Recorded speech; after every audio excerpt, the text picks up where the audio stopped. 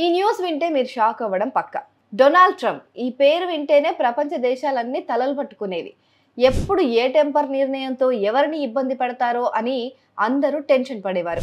అధికారంలోకి వచ్చిన నాటి నుంచి ఆయన తీసుకున్న తొందరపాటు నిర్ణయాలతో ప్రపంచ దేశాలను ఇబ్బంది పెట్టిన ట్రంప్ H1B వీసాలపైన కూడా తన మార్క్ని చూపించారు.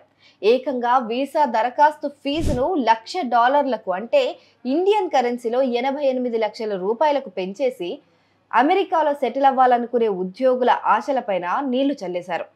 వీసాల విషయంలో టఫ్ రూల్స్ ను కూడా తెరపైకి తీసుకొచ్చారు.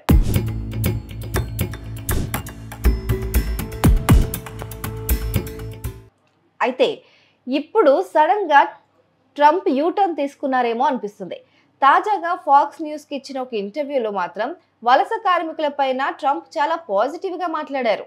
ఆయన ఏం చెప్పారంటే, అమెరికా మ్యానుఫ్యాక్చరింగ్ సెక్టార్తో పాటు రక్షణ రంగంలో డెవలప్మెంట్ సాధించాలంటే స్కిల్డ్ లేబర్ మాకు చాలా అవసరం, అంటే వేరే దేశాల నుంచి కూడా తమ దేశానికి లేబర్స్ని తీసుకురావాలి అని అన్నారు. అయితే అది పరిమిత స్థాయిలో ఉండాలని మాత్రం క్లియర్గా చెప్పారు.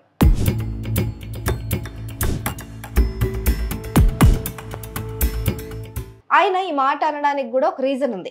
ఆ రంగాల్లో అమెరికన్లకు ప్రత్యేకమైన నైపుణ్యత లేదట.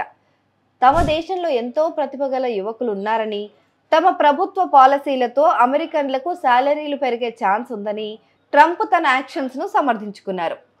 దేశ యువత స్కిల్స్ నేర్చుకుంటే మిసైల్స్ తయారు చేస్తారని, అప్పుడు దేశంలో నిరుద్యోగం లేకుండా చేయొచ్చని కూడా ప్రెసిడెంట్ ట్రంప్ ఓపెన్గా చెప్పుకొచ్చారు.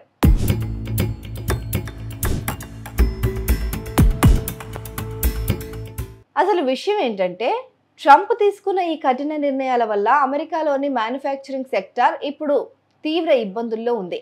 అక్రమ వలసలు అనే పేరుతో నైపుణ్యత గల కార్మికులను తరిమేయడం ద్వారా తయారీ రంగంలో కార్మికుల కొరత ఏర్పడింది.